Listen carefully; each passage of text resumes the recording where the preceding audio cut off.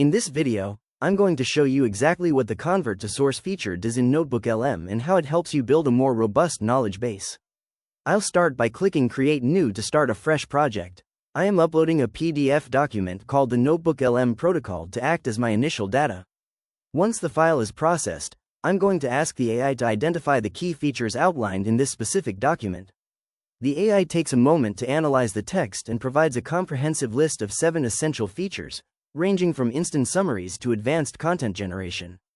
This detailed response highlights how the tool transforms long documents into organized study materials and creative aids. I like this summary, so I'll click the Save to Note icon, which pins it to the Studio panel on the right side of my screen. Now, I'll click the 3 dots on that note and select Convert to Source. You can see the note instantly move from the Studio section over to the Sources list on the left.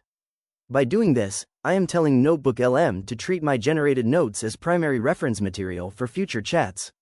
I can now open the source guide for this new entry and even convert all my saved notes into sources to refine my workspace and deepen my research.